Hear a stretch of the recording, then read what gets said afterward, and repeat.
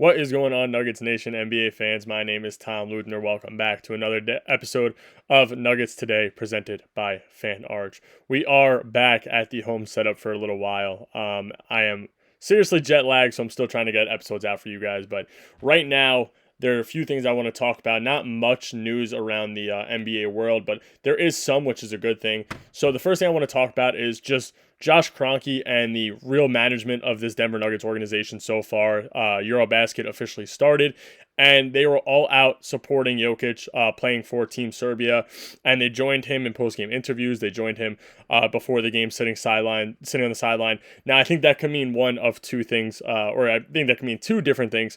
One, they are obviously supporting Jokic and him playing, and two, maybe they're looking for a backup point guard and they're looking at guys that play for Team Serbia, or maybe they're interested in trading for a guy like Jovic or Bogey, and they're going to watch them play with Jokic to see how he really is. Now that's all speculation, but they are out there supporting Jokic, and I think that this is a year of trust really in the Kroenke family, or in Josh Kroenke putting together his management and his three minds working as one, which has looked so far to help this Denver Nuggets organization.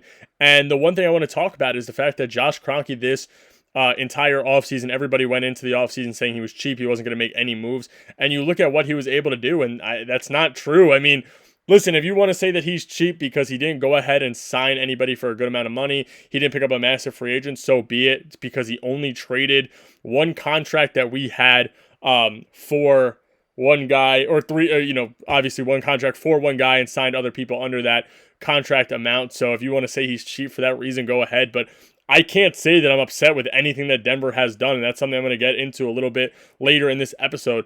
I truly think that this has been a great offseason for Denver, and it's one of the most exciting offseasons that I've seen in a long time. But I do respect Josh Kroenke, because Josh Kroenke said that he was going to go out and he was going to put together a team, or a bunch of minds in one, and everybody got nervous because they thought that he didn't want to go ahead.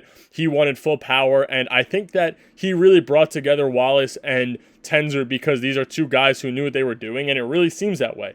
I think that Tenzer has, I said it personally beginning of the offseason, Tenzer is a mind that comes from a law background, who comes from the financial background, who knows what he's doing when it comes to the the Euro players. So I think that getting Val was a massive upgrade for Denver's bench, as well as for the just organization as a whole. And I think that that's the one thing I was so excited for, was that Tenzer was going to come in, and maybe we're going to grab a Euro player or an overseas player, because he helped with the visas when it came to the Nuggets organization prior to, and they were able to do that with a guy like Val. So maybe they're out there right now watching Eurobasket and watching Jokic because they want to sign somebody from Serbia and bring in a veteran point guard. And we've seen that. We saw that with Kampu, a while ago. We saw that with Milos Teodosic. We've seen that with Pablo Prigioni, and that's something I brought up earlier in this podcast, not just today, but obviously a few episodes ago. So listen, maybe something happens, maybe it doesn't, but the fact that they're out there supporting Jokic and they made that trip is truly great for the organization right now as a whole. Now, the next thing I want to get into is something this is what I was talking about when there is some news in the league, and that is that the Mavericks, it's most likely going to be later today when this episode airs, but they are looking to bring back Dante Exum, who's somebody I thought that the Nuggets should look into if they have the opportunity, but it looks like they are going to bring him back, which means that they have to open up a roster spot. Now, the one guy that they were looking to move is Olivier Maxence Prosper. I was reading about it, and he brings some things to the table. He's more of a defensive backup for a guy like Peyton Watson. I was looking at Ryan Blackburn's comment on it, and he said the same thing. He said that it would be more beneficial for Denver to bring him in as a backup to Watson more than anything. Now, he is on the younger side. He's looked at as a potential wing, but right now he's just a defensive presence.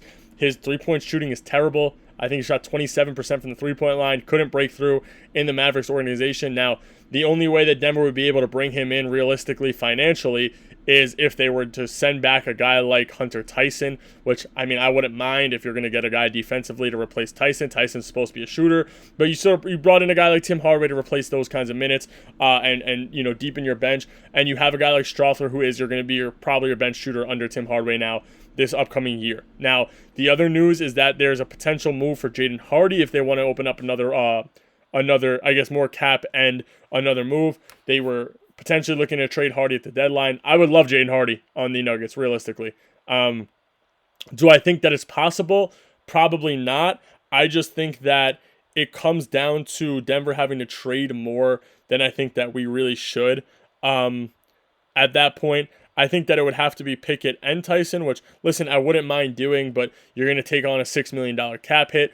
The Mavericks are looking to move him strictly because they want to open a roster spot, so I doubt that they would bring in two guys anyway.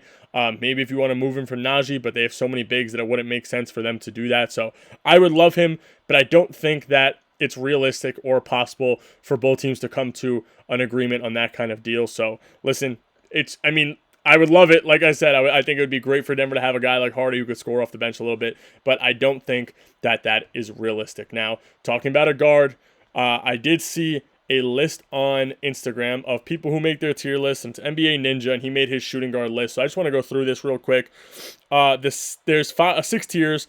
The 6th tier is Jalen Green, Jalen Suggs, Jaden Ivey, Quentin Grimes, Shadon Sharp, Stephon Castle, Jared McCain, Jordan Clarkson.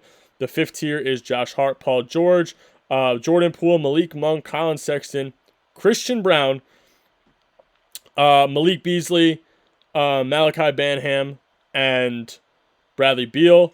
Then his 4th tier is Derek White, Cam Thomas, Anthony Simons, CJ McCollum. 3rd tier, Tyler Hero, Desmond Bain, Zach LaVine, Norman Powell, Austin Reeves. 2nd tier is Devin Booker. 1st tier is Donovan Mitchell and Anthony Edwards. This list, in my opinion, is terrible.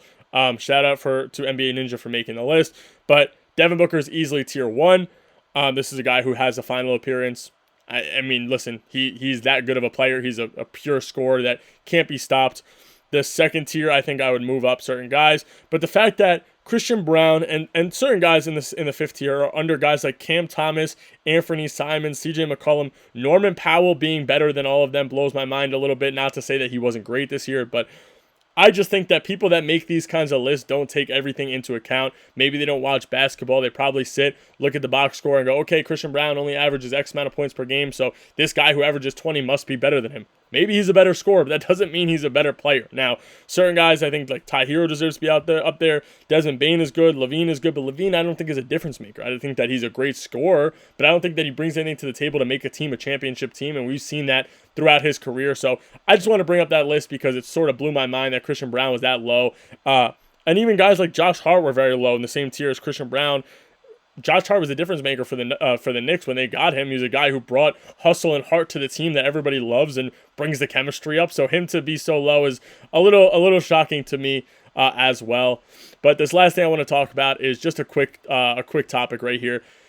But I think that this is the most excited I've ever been to go into a season. Now, the only reason I say that is because I think that this is the best Nuggets roster that we have seen this entire, I want to say, last 5 to 10 years. I think that this is way better than the championship roster, in my opinion. Well, it's constructed way better. The only thing that's missing, maybe he's a backup point guard, but if Pickett's a guy that's going to break out, then maybe he is. I think that Val is Jokic's best backup center that we may have ever seen. I think that a guy like Tim Hardaway is a guy that it's like KCP in my mind. It brings maybe not as good defense, but just as good, if not better, scoring, who can play defense as well. You're bringing back a guy like Bruce, who's a glue guy in the locker room. So I have to say that I think that this is the most excited I've ever been for a Denver Nuggets team since I've started watching when I was 10 years old, if that. And I think that this is the best roster that we've seen around Jokic as well. And I truly am so excited to get into the season. So I just want to bring that as a little point since this was a little bit of a longer episode when it came to breaking down topics. Anyway,